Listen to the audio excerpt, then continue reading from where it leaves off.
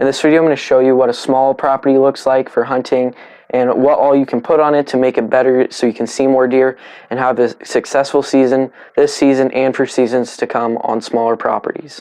I really like hunting smaller properties. I have a smaller property that I hunt about 24 acres. I have a lot of land, permission to go on other people's lands there, and so I hunt there a lot too besides the home farm. And so we have 42 acres here, 24 acres, and north of us about 20 minutes.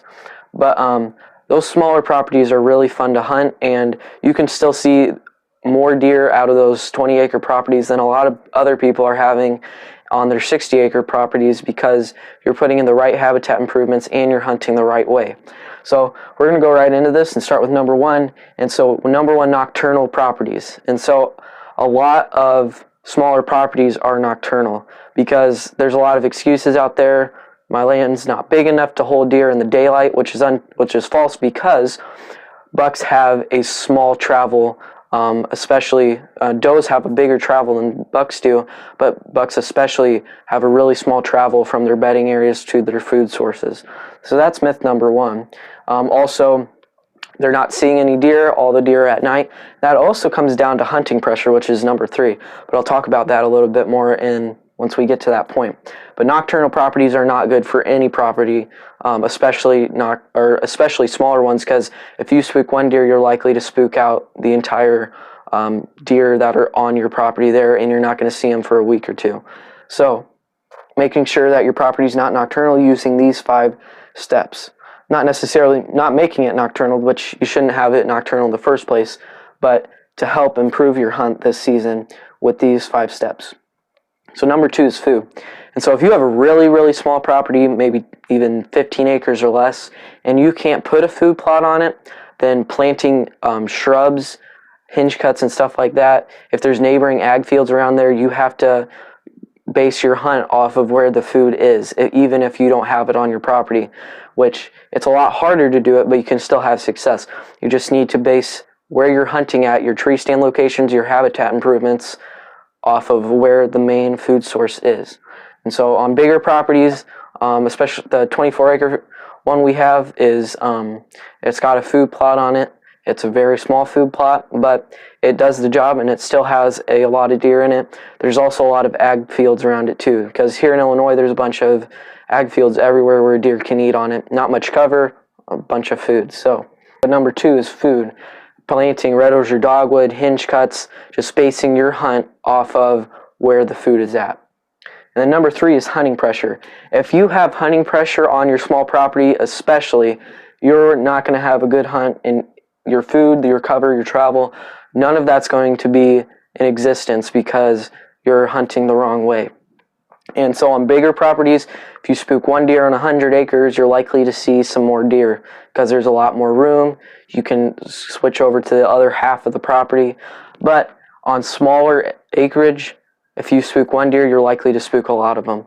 So especially if that's a holding place. So hunting pressure is a really big thing, not even for small properties, but for big properties too.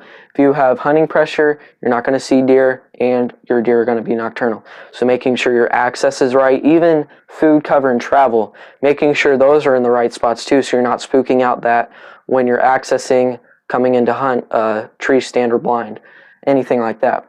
So that's number 3. Now number 4 is cover. If you don't have cover on your property and you have food, like we did here, I'm still working on my cover. It takes a long time for stuff like that to grow. Hopefully my switchgrass will provide some cover this year, but and the trees coming up in a couple years. But if you have no cover and food, then You will have deer there in the early season, probably once it starts getting really, really cold in the teens, and maybe it depends on where you're located at in the country, but and especially those negative numbers. If you don't have cover, you're not going to have deer. They're going to transition to their winter habitat. So making sure that you have a fall and winter habitat property is really critical to make sure that you have deer on your property all season long. And so number 5 is travel, especially on those really, really small properties, focusing on where those travel corridors are, those funnels. That's a really good place to shoot a mature buck, because some properties you don't have food plots, some properties you don't have enough cover.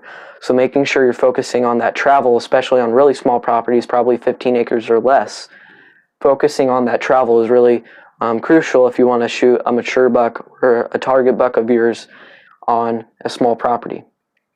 So I hope this video helps you if you have a small property and you're looking to improve it and put more stuff on it, so that way more habitat improvements on it, so that way you can have a better hunt this season on your small property. That's all good.